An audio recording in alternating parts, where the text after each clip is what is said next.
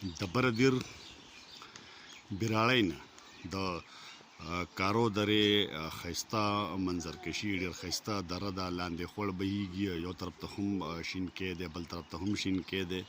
د غنمو فصل چې کوم دی نو دا پوخ دی دا د بیراړی نه خګران طرف ته سایډ چې کوم دی نو دا دی او بره طرف ته دا د دغه سره جنګېدلی دی د پیوچار سره او بیا درګیال د سوات چې کومه علاقه ده او سکایلینډ وایي چې دلته ډېر ښایسته ځای دی نو هغه سایډ تاسو هغه خو دا یو سایډ چې کوم دی نو دا خاګران طرف ته چې کوم سایډ دی نو دا د هغې نه دا د بیراړۍ نه یو ښایسته منظر دی دا د کارو درې دا هغه بل سایډ دی سر یې دی دا هغه سر چې کوم دی نو دا مخامخ چې دا لوی سر ښکاري لري دا مخامخ کلي چې کوم دی نو دا بیراړۍ ده او بیا به سره مخامخ بره چې هغه سر ښکاري نو دغلته ټال دردیال د هغه سوات سایډ نه راغلی دی ورسره بره بیا کنډاو دی او دلته سکایلینډ دی مقامي خلک وایي چې دا ډېر ښایسته ځای دی خو چېرته به انشاءالله بیا تاسو ته سکایلینډ ښایو اوس چې کوم دی نو دغه سر چې دی نو دغه ګډ پیوچار هغه سایډ او درګیال او ټال دغه ورته راغلي دي او باقي چې کوم دی نو دا دلته وختي باران شو او د هغې چې کوم خونو دلته کې لاندې دغه د غرونو باندې اوس هم وریځې دي او ځنګل دی لاندې دا چې کوم دی نو یو ډېر ښایسته ګرینري ده دا د کارو درې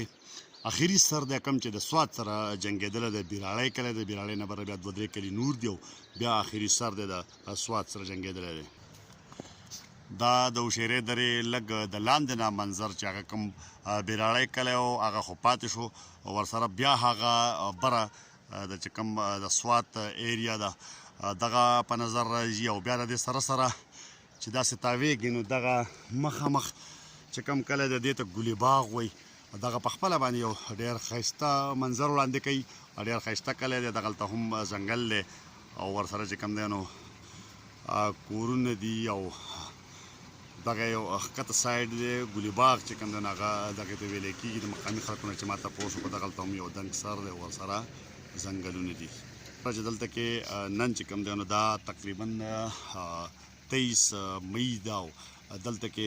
د هیڅ چا کره موږ پکې ونه لیدو په بیراړۍ کې او موسم دومره یخ دی او دومره ښایسته دی چې بغیر پکې نه چې کوم دی نو سړی کمبل په ځان باندې راواچوي ځکه چې باران و لږ نری نری نو د هغې د وجې نه د کمبل ضرورت پکې هم پېښېدو په 23 مئی باندې موسم دلته ډېر مزدار و دا چې بیا د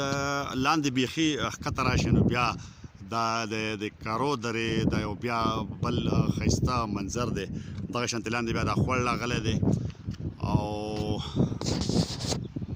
دې خوړ کې چې کوم دی نو بیا دا د ورسره دا زما کیمره پته نه لګي چې لکه کارو درې پس به اخري سرونه دي دا که نه دا غونډه دره ده دا یو ښایسته منظر دی لاندې پکې دا دغه راغلی دی دا خوړ راغلی دی د غنمو سره سره پټي پکې ولاړ دي د دې کلي اکسن هم دی دا مخامخ چې کوم کلی دی شیدیال دی دا باغ منځی کړکبنج او دغه د پرې غرونو کې ډېرې ښایسته ځنګلې ولاړې دي دغه شانته چې کوم دی نو بیا دا تاو شوی دی دا لاندې کوم کلي دي بیا دغه یو دا شینکاړی ده دا چې کومه ولاړ دی خاګرام خو بیا ښکته دی خو دا شینکاړی ده شینکاړی هم ډېر ښایسته کلی دی دا شینکاړی ډېر زبردست او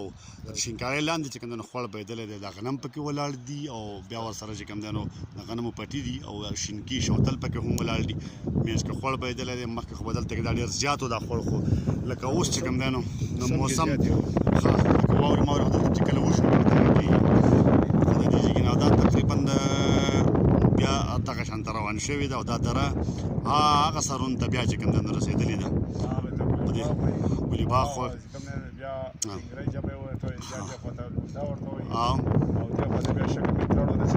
مخه به د سوات هغه طرف ته د سوات کم کلي دي سر نه اخوا کم کلي دي هلته خلک وایي چې درګیال او ټال او بیا دغه شانته چې کوم دی نو دغه ته رارسېدلی دی په دې طرف باندې ټال دردیال دی په طرف باندې بیا چې کوم دی نو ګټ فیوچار ته چې کوم دی نو رسېدلې ده